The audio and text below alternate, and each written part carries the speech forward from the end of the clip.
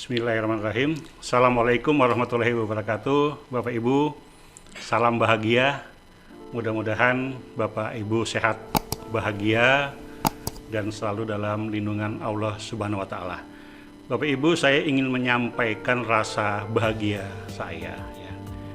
Kebetulan di channel Joko Wahyono Official ini kita sudah membuat satu tim kreatif, di mana nantinya Bapak Ibu akan menerima kiriman video yang berisi tentang sharing-sharing kita. Namun demikian, kami ingin menyampaikan rasa bahagia kami semua bahwa video Smart Teaching tentang update kurikulum dan guru penggerak alhamdulillah mendapat respon yang luar biasa ya. Dalam waktu 3 minggu sudah lebih dari 8.000 ya Bapak Ibu sudah menonton video ini ya. Kemudian untuk guru merdeka, guru penggerak ya sudah 31.000 ya alhamdulillah. Nah, untuk itu kami rencananya ya dalam seminggu ini kita sudah membuat program yang kita namakan Sharing Smart Everyday. Ya, jadi setiap hari kita ingin sharing kepada Bapak Ibu. Ada tiga yang akan kita sharing. Yang pertama tentang sharing parenting ya, ini sharing teaching, smart teaching. Ini yang berhubungan dengan profesi kita sebagai guru. Kemudian sharing smart parenting yang berhubungan dengan profesi kita sebagai orang tua.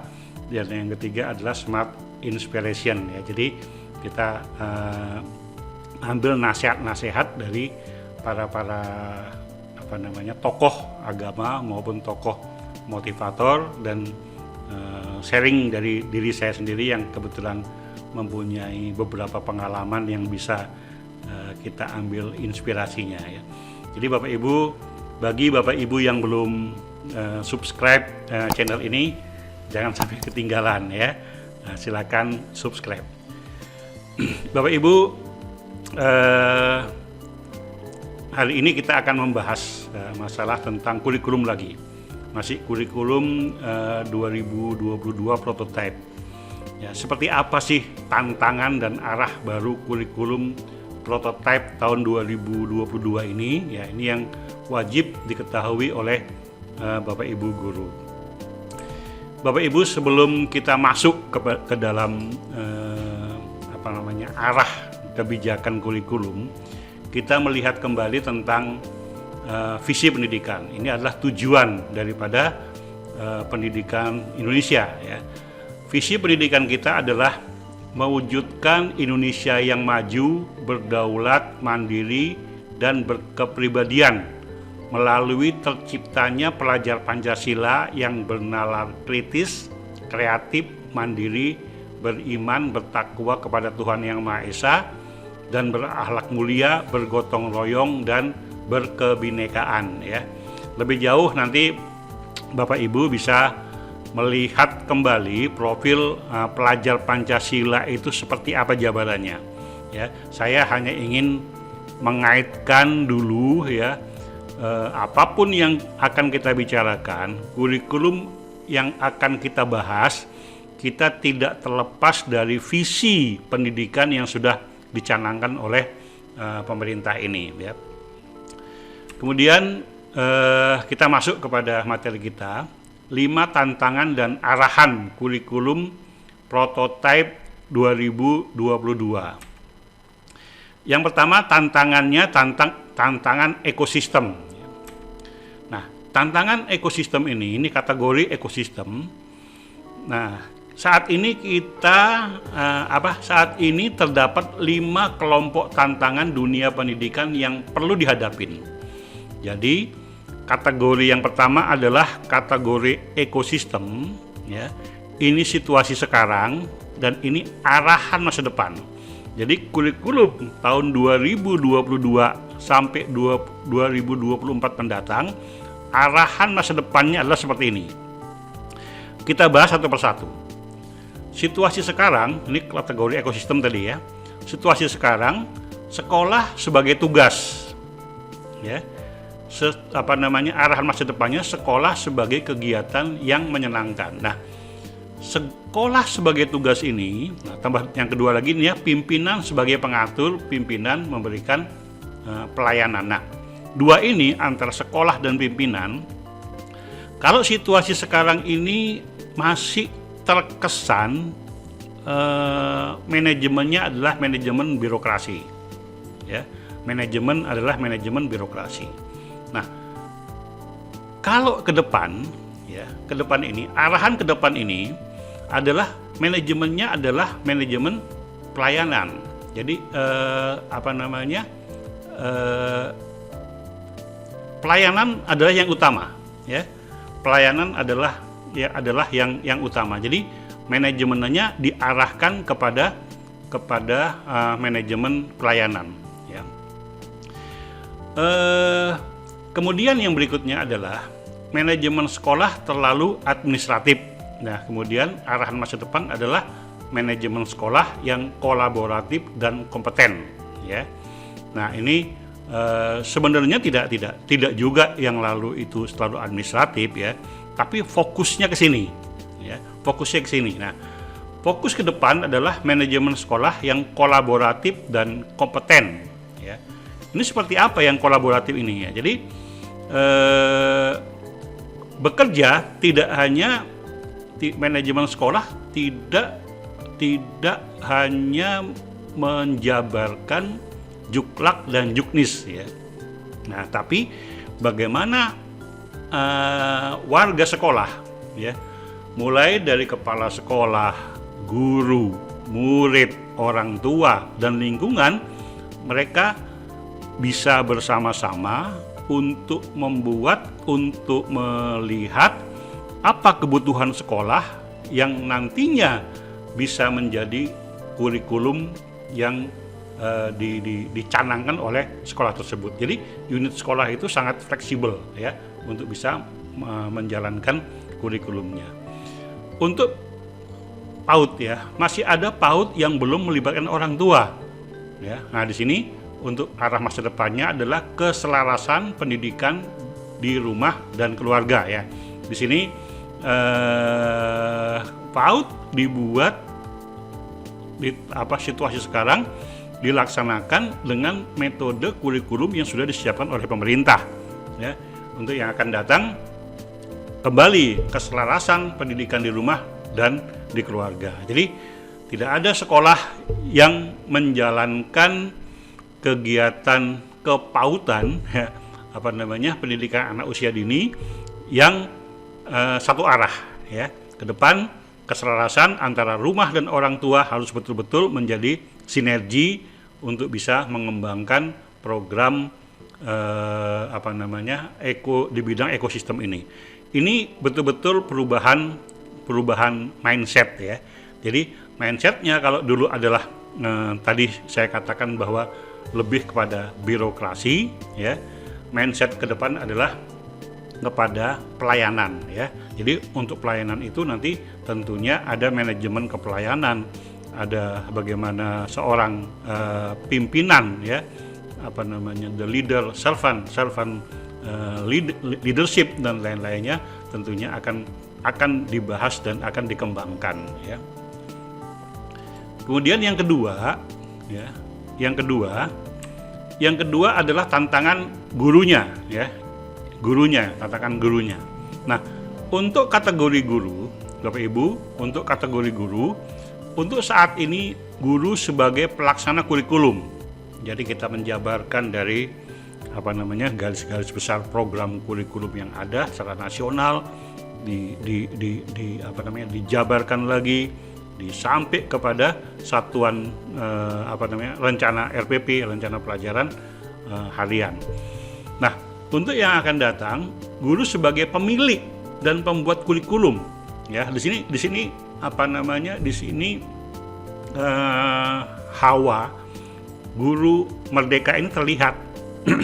Kalau yang lalu masih hawanya hawa birokratis, di sini diberi kebebasan, ya, guru pemilik dan pembuat kurikulum. ini sangat menarik, sangat bagus bagi guru-guru yang siap untuk melakukan perubahan. Namun ketika mereka tidak siap, ya mereka akan kembali kepada kurikulum sebelumnya. Nah, ini konsekuensinya seperti itu.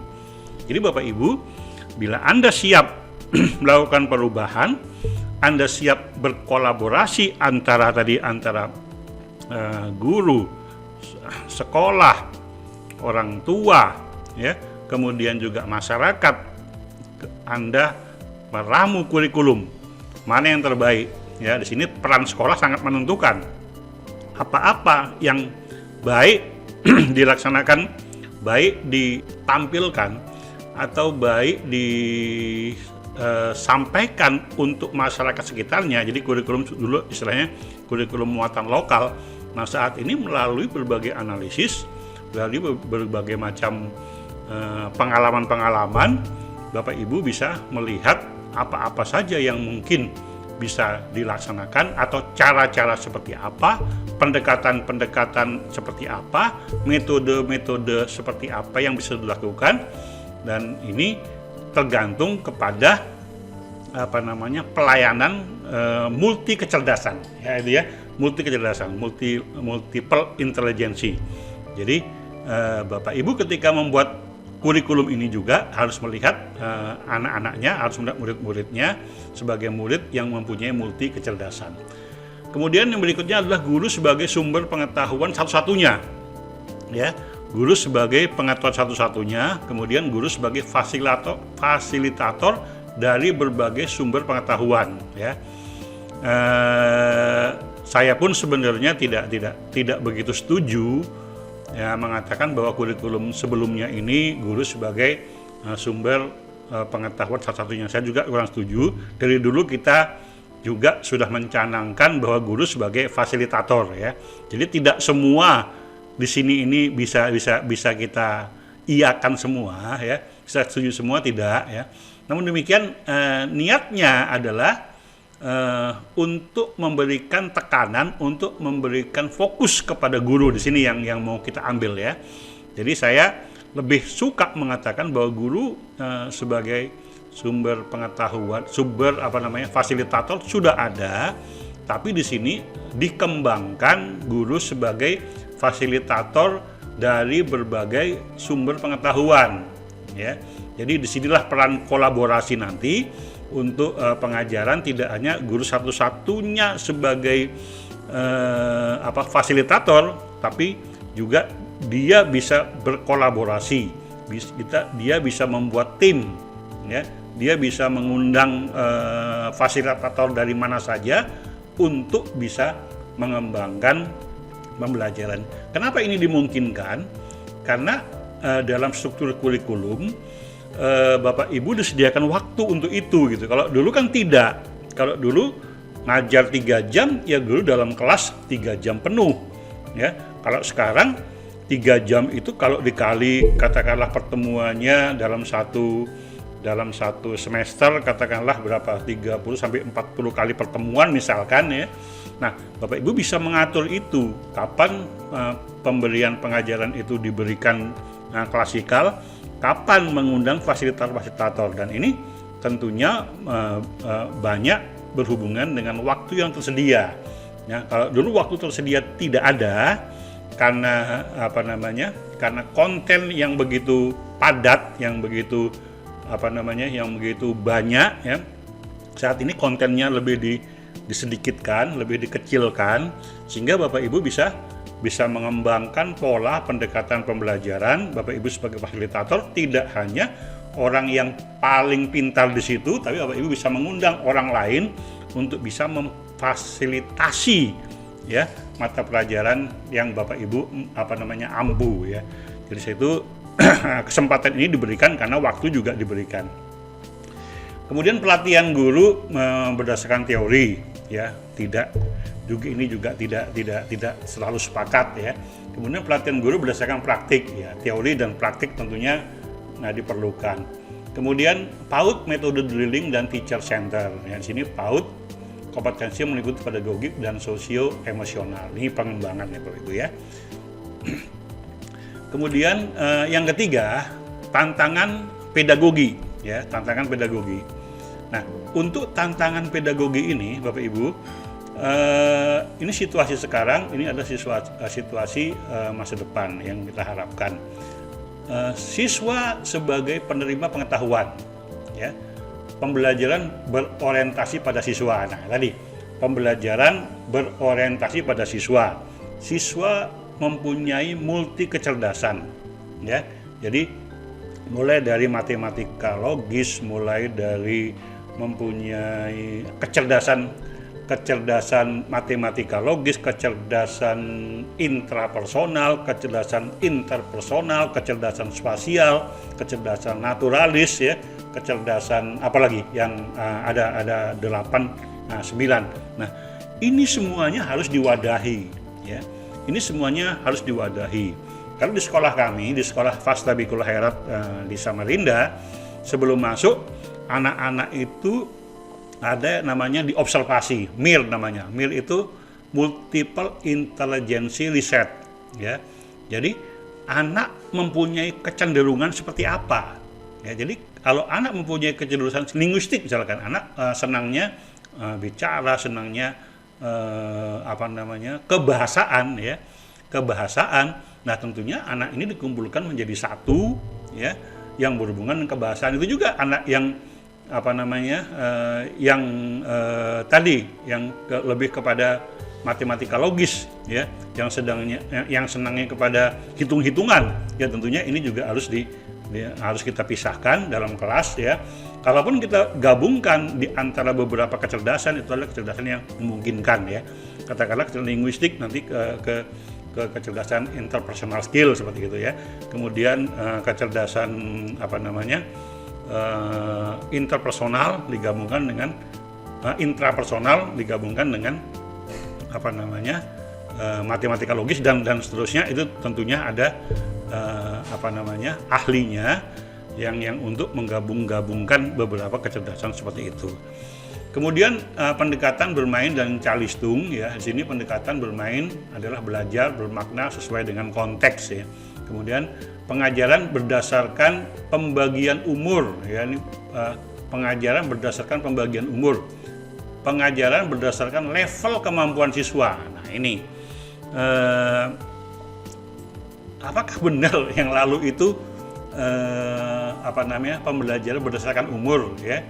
Yang kita tahu sih berdasarkan level, kelas 1 naik kelas 2, kelas 2 naik kelas 3 dan demikian, bukan berdasarkan umur. Bisa aja umur 6 tahun di kelas 1 atau 8 tahun masih di kelas 1, ya, karena terlambat masuk sekolah dan lain-lainnya.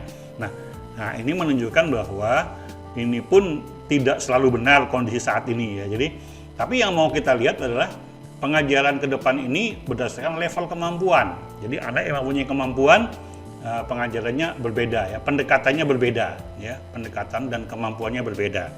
Nah, contoh kalau pembelajaran bahasa Inggris, anak yang sudah mampu belajar bahasa Inggris yang sudah bagus sekali, tentunya akan dipisahkan, ya, dikelompokkan yang berbeda dengan anak yang masih dasar bahasa Inggris, misalnya seperti itu. Nah, ini yang masuk dengan level kemampuan, ya, sehingga setiap anak mempunyai kemampuan masing-masing dan bisa berkembang masing-masing. Jadi jangan ada beban di situ bila anak yang katakanlah anak yang baru datang dari luar negeri, kemampuan bahasa Inggrisnya sangat bagus, disatukan sama anak yang memang dari sini yang kemampuannya masih dasar, ya, tentunya yang satu.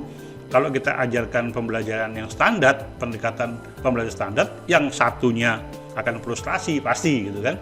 Yang terlalu lambat, yang anak yang sudah mampu akan frustrasi. Gitu juga kebalikan, anak dikasih level yang bagus, anak yang yang level dasar akan kewalahan juga ngikutinya, akan frustasi juga. Untuk itu tentunya level-level kemampuan ini akan memungkinkan ada kelompok-kelompok dalam satu kelas, sehingga apakah nanti kelompok-kelompok ini akan saling bersinergi? Ya, tentunya bagaimana Bapak Ibu bisa mengelola ini dengan baik. Contohnya anak-anak yang punya kemampuan lebih bisa menjadi asisten Bapak Ibu untuk bisa membantu teman-temannya di kelas, ya, seperti itu. Kemudian yang berikutnya adalah yang keempat. Yang keempat, tantangan kurikulum.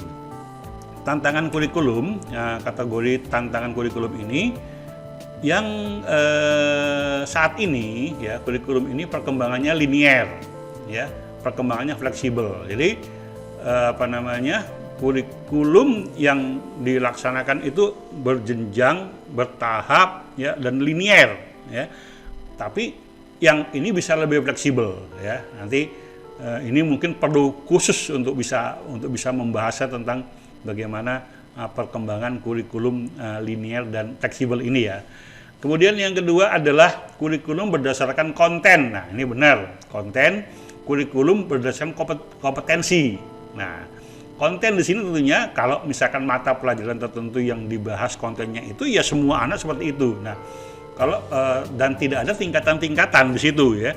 Kalau misalkan kompetensi, kompetensinya apa? Di konten itu, ya, di konten yang Bapak Ibu bahas tadi ada kompetensi-kompetensi yang bisa dikembangkan. Jadi anak yang sudah katakanlah 10 kompetensi yang Bapak Ibu sudah selesaikan, anak yang sudah baru 2-3 yang membahas kompetensi yang kedua atau ketiga, tapi yang ke-10 langsung bisa lanjut ke bisa berlanjut seperti itu. Jadi ini memang berkesan pembelajaran itu lebih ke individual, ya. Jadi tidak lebih klasikal, walaupun tempatnya klasikal, tapi kompetensi anak berbeda-beda dan mungkin saja ini bisa berkembang. Ya, ini juga diperlukan kreativitas dan ini memang sangat tidak mudah, Bapak Ibu, ya. Sangat tidak mudah yang kita biasa mengajar secara klasikal, ya. Anak kondisinya seperti itu ya kita ajarkan, nanti baru kita tes yang bagus mendapat nilai yang bagus, yang kurang mendapat nilai kurang, paling-paling ada remedial dan pengayaan dan seterusnya.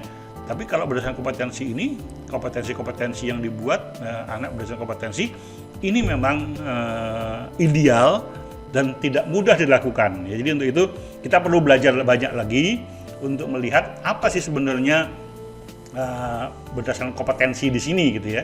Kompetensi di sini dalam arti yang sebenar-benarnya, bukan KBK yang kita sudah canangkan dari tahun 2004, ya. Tapi berdasarkan kompetensi di sini berdasarkan kemampuan anak berlevel-level, berjenjang-jenjang, dan ini yang perlu kita pelajarin kembali, perlu dalami kembali seperti apa pendekatan kurikulum berdasarkan kompetensi yang berdasarkan level dan jenjang tadi. Kemudian berikutnya adalah fokus kepada kegiatan akademik. Di sini fokus kepada soft skill dan pengembangan karakter, ya. Sekali lagi, karena kita punya waktu, ya, di kurikulum prototipe ini punya tambahan waktu, jadi punya program-program, punya project-project, ya, yang disiapkan untuk pengembangan karakter, ya. Kemudian patahan antara kurikulum PAUD dan SD, ya. Di sini kalau kita lihat Bapak Ibu, kurikulum TK itu kurikulum yang betul-betul berdasarkan kompetensi. Sejak tahun 2004 itu mereka sudah membuat kurikulum yang membuat anak-anak menjadi pembelajaran yang betul-betul disesuaikan dengan kompetensi. Jadi ketika anak-anak mereka membuat satu project-project, setelah itu mengumpulkan portofolio, ya. Setelah itu ketika di akhir semester anak-anak bisa menampilkan portofolionya. Nah, kalau di SD yang lalu kan tidak, kita ada nilai pembagian rapot, ya nilai-nilai yang dibagikan. Nah, yang ke depan transisi dari TK ini, ya, ini untuk ke SD itu menjadi mulus, ya. Jadi tidak ada perubahan-perubahan yang signifikan antara PAUD dan SD seperti itu, ya. Ya tentunya ini sangat menarik lagi untuk teman-teman di SD yang belum melaksanakan project-project, ya, yang terbiasa melakukan kegiatan-kegiatan project based learning dan lain-lainnya, itu tentunya akan umpama di kelas kecil, ya, 1, 2, 3, ya. Ini sangat menarik, sangat menantang Bapak Ibu untuk belajar kembali bagaimana bisa membuat project, bisa anak-anak menampilkan kompetensinya, dan berikutnya di akhir semester ada yang namanya SLC, Student Led Conference. Anak-anak menampilkan portofolionya ya. Dan bila ini sekolah Bapak Ibu sudah melakukan ini, ya tentunya tidak akan sulit untuk bisa mengembangkan kurikulum 2022 ini. Yang kelima, Bapak Ibu, tantangan sistem penilaian. Tantangan sistem penilaian. Kategori penilaian ini untuk yang saat ini penilaian bersifat sumatif, ulangan umum, ujian ya. Selalu kita menilai anak nanti di akhirnya ya. Dan akhirnya kita sifatnya menghukum, melabel. Lu anak sudah bagus, nilainya bagus, anak yang kurang mendapat merasa terhukum dan lain-lainnya. Ini kesimpulan dari para para observer atau mereka-mereka yang ikut dalam program guru penggerak. Mungkin mereka berkesimpulan bahwa saat ini sumatif itu sifatnya menghukum. Saya tidak begitu juga setuju 100% dengan kesimpulan seperti ini ya, karena tidak selalu sumatif itu menghukum ya, tetapi kecenderungan seperti itu mungkin ada ya di sekolah-sekolah yang memang masih mengutamakan labeling yang masih akademik sentris ya, tidak berbicara tentang kemampuan soft skill ya dan pengembangan karakter seperti tadi. Nah, ke depan di tahun 2022 prototipe ini, kurikulum prototipe ini, penilaian bersifat formatif atau mendukung. Nah, yang jadi pertanyaan kita kan apa sih sebenarnya? Mungkin kita sudah sering dengar sumatif dan formatif, sudah sering dengar. Formatif pun sudah kita gunakan di kurikulum yang lalu gitu kan, ulangan harian ya, kemudian ulangan ulangan tengah semester dan lain-lainnya. Itu kan juga sifatnya kan formatif ya. Tapi formatif seperti apa yang sebenarnya diharapkan dari kurikulum 2022 ini gitu ya. Baik, saya di sini akan mendalami sedikit tentang kita akan bicara lebih dalam lagi. Ini ada modul, maaf Ibu, ini ada modul tentang asesmen formatif dan sumatif, unit modul asesmen. Nanti di akhir Bapak Ibu bisa sampaikan kepada kami kalau memang membutuhkan ini PDF-nya, bisa menulis nanti bisa kami sampaikan PDF ini kepada Bapak Ibu semuanya ya.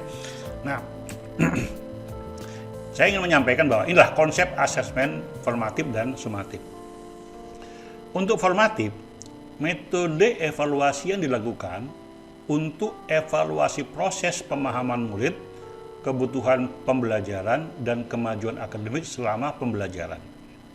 Ya, evaluasi proses. Nah, untuk sumatif, metode evaluasi yang dilakukan di akhir pembelajaran.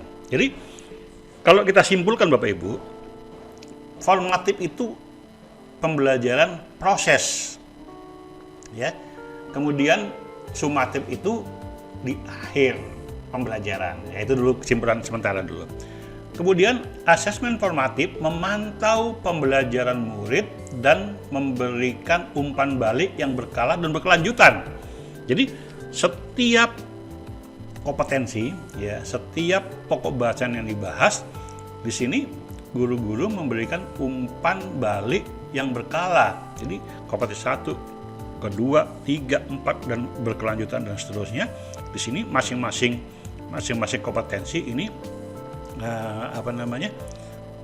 guru bisa memantau perkembangannya terus-menerus ya.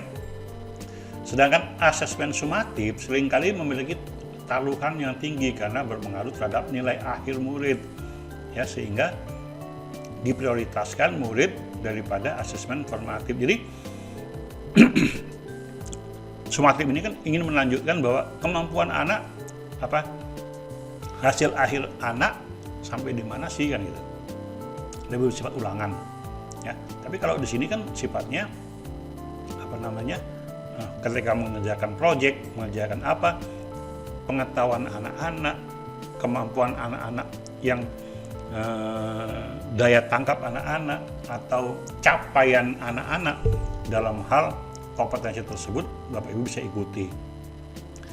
Yang berikutnya adalah bagi murid, asesmen formatif berfungsi membantu murid mengidentifikasi kekuatan dan aspek yang perlu dikembangkan.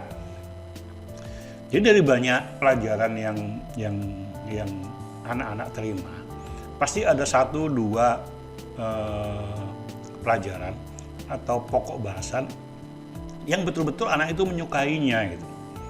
Nah, ketika anak itu menyukai, tentunya guru tidak boleh mendiamkan ini, tapi harus bisa melihat anak mempunyai kekuatan di mata pelajaran ini, punya ketertarikan yang lebih.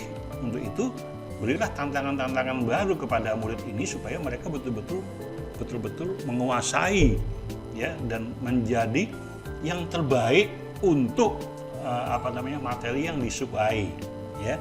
Bagi guru dan sekolah, asesmen formatif berfungsi memberikan informasi bagi tantangan apa saja diperlukan murid dalam proses pembelajaran proyek sehingga dukungan yang memadai dapat diberikan. Ya, tadi ya masih melanjutkan di sini bahwa ketika anak sudah ketemu kekuatannya, kemudian ada problem-problem atau ada tantangan-tantangan yang bisa diberikan. Nah, bagaimana cara guru memberikan dukungan kepada murid itu yang diperlukan ya. Kalau di sini kan umpan balik ya. Kalau yang sifatnya sumatif ini kan umpan balik. Anak nilainya bagus, terima kasih, kamu sudah hebat, dikasih pujian. Yang nggak bagus ya sering-sering belajar, jangan banyak main dan banyak apa gitu. Padahal belum tentu. Jadi mungkin 1 atau 2 pelajaran yang mungkin dia bagus, pelajaran lain dia kurang bagus, tapi kan dirata-ratakan di sini.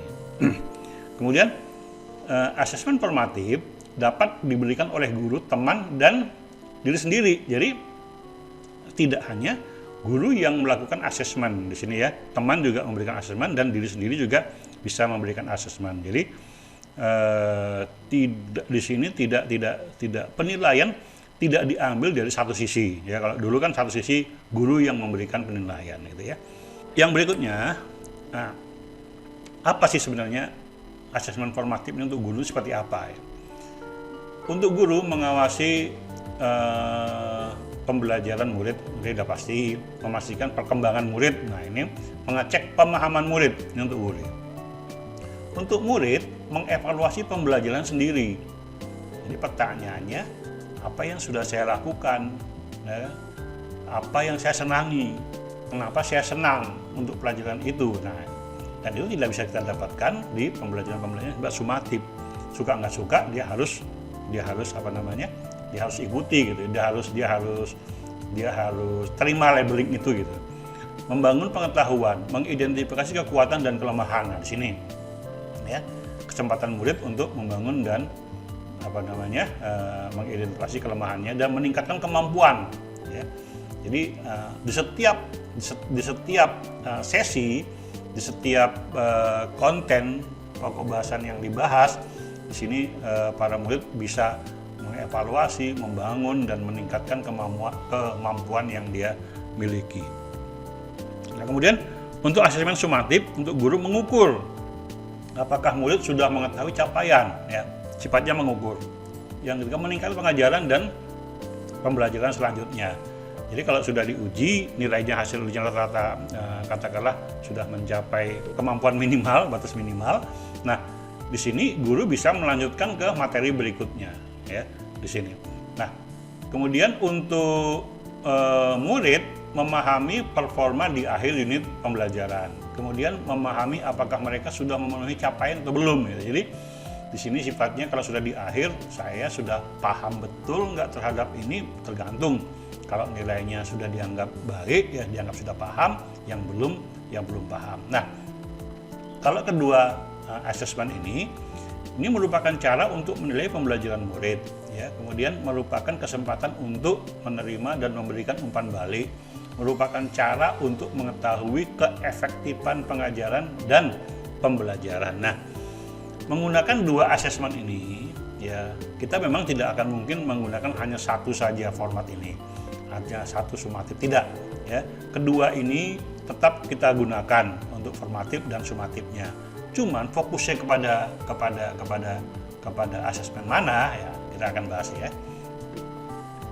Nah, kita lihat di sini, Bapak Ibu, learning pembelajaran, ya, ini asesmen formatif, ya. Ini sebagai, jadi asesmen sebagai refleksi proses pembelajaran, asesmen sebagai refleksi, ya. For di sini asesmen untuk perbaikan proses pembelajaran, terhadap asesmen sebagai evaluasi pada akhir proses pembelajaran. Nah, sumatif kental di sini, Bapak Ibu, ya. Sumatif kental di hasil akhir proses pembelajaran. Sementara formatif, ya, formatif ini adalah fokusnya kepada proses pembelajaran, ya. Polisi asesmen untuk perbaikan proses pembelajaran. Tentunya semuanya untuk perbaikan kedua-duanya, ya. Nah, kita lihat kembali fokusnya. Nah, kalau ditimbang, Bapak Ibu, ini off, ya. Kemudian for dan as tadi, ya. Ya, kita lihat ini timbangan, ya, timbangan akan berat kemana saat ini, ya, antara katakanlah ini sumatif, ya, asesmen sumatif, ini asesmen formatif, ya, yang kedua asesmen, ya, kemudian asesmen formatif masih berat kepada asesmen sumatif, ya, masih berat ke sumatif. Nah, yang akan datang, Bapak Ibu, di harapan kurikulum baru, harapannya adalah ke depan assessment of learning tetap dilakukan, tapi fokusnya kepada ini lebih berat kepada assessment for dan assessment as, ya, di sini, ya, as learning. Jadi lebih difokuskan atau lebih berat timbangannya untuk pembelajaran atau asesmen formatif, ya. Jadi mengutamakan asesmen as learning dan asesmen for learning yang ini ada di pembelajaran di asesmen formatif tadi, ya. Ya, untuk itu saya kira kita sudah paham bahwa untuk kurikulum 2022 prototipe ini kita lebih memfokuskan kepada asesmen formatif. Kemudian yang berikutnya, ya, penekanan pada asesmen formatif, fungsi asesmen formatif dan sumatif. Nah, ini pentingnya begini, Bapak Ibu. Pada kurikulum ini, guru diharapkan memberi proporsi lebih banyak pada pelaksanaan asesmen formatif daripada menitik beratkan orientasi pada asesmen sumatif. Ya, kesimpulan tadi seperti itu.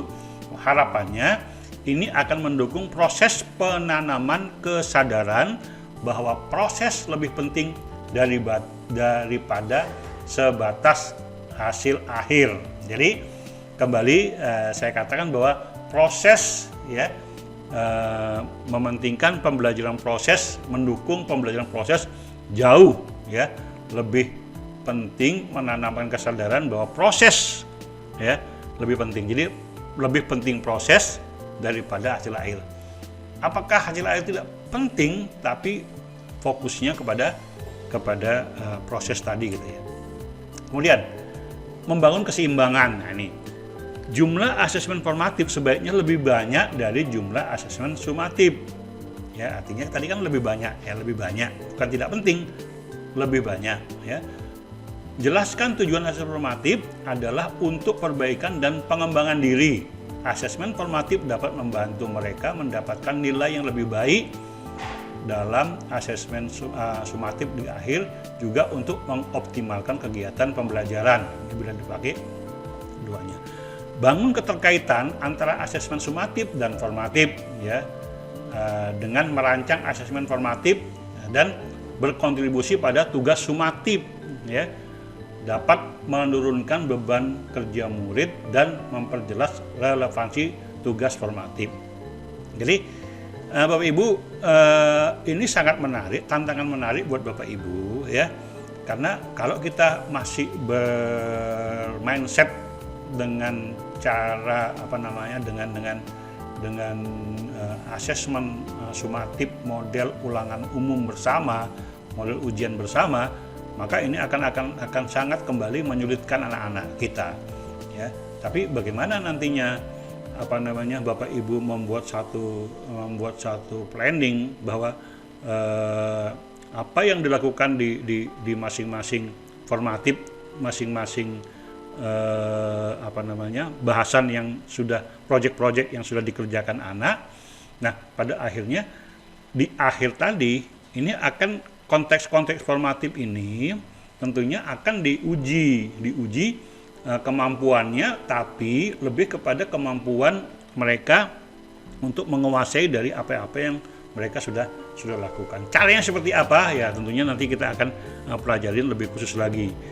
Pendekatan pembelajaran seperti apa? Ya, apakah based learning, kemudian cara beberapa model-model pembelajaran apa yang cocok untuk formatif? Ya tentunya ada nanti ada secara khusus bahasan ini untuk pendekatan pembelajaran untuk untuk asesmen formatif ini. Jadi kita akan perlu waktu-waktu khusus lagi untuk membahas ini ya. Mengapa keseimbangan asesmen formatif sangat penting? Nah, keseimbangan dalam sini mengubah paradigma belajar yang menitikberatkan pada nilai mengubah paradigma belajar yang menitikberatkan pada nilai menjadi belajar yang menitikberatkan pada proses. Ya. Jadi ini mengubah paradigma, mengubah mindset ya. Asesmen formatif, jika ketergantungan pada asesmen sumatif masih terjadi dengan umpan balik yang sedikit, maka dapat menghambat proses murid untuk mengalami pengetahuan ya. Seperti tadi saya katakan bahwa kalau kita tidak mengubah paradigma ini ya, selalu kita menilai hasil akhir, menilai rapot anak-anak berdasarkan sumatif ya, ini tentunya akan kembali lagi ke pembelajaran sebelumnya ya. Jadi untuk itu kita dengan keleluasaan, dengan fleksibilitas, dengan merdeka belajar ini, tentunya Bapak Ibu punya kesempatan untuk lebih terbuka ya dalam hal penilaian. Seperti tadi kan ada penilaian gurunya, ada penilaian murid, ada penilaian teman siswa sendiri. Jadi seperti apa kalau seperti itu gitu kan? Nah, ini yang perlu kita dalami kembali ya Bapak Ibu. Nah, Bapak Ibu, tentunya kita tidak akan bisa membahas satu bahasan tentang arah ini untuk bisa menyeluruh ya. Bapak Ibu perlu lagi mendalami lagi beberapa kebijakan-kebijakan pemerintah yang berhubungan dengan kurikulum tahun 2022 ini. Nah, bila Bapak Ibu ya menginginkan PDF-nya ini ya, ada kebijakan pemerintah tentang asesmen formatif dan sumatif ya, modul asesmen, Bapak Ibu bisa menulis di kolom komentar tulisannya saya mau modul asesmen ya. Sampaikan di kolom komentar ya, nanti akan saya kirim satu persatu PDF-nya ya. Saya kira demikian Bapak Ibu, terima kasih,